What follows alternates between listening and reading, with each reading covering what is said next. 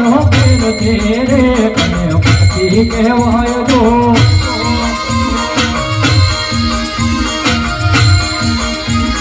ભક્તિ મોહરજી નામ પીર મળ્યા રે એને ભક્તિ કહેવાય જો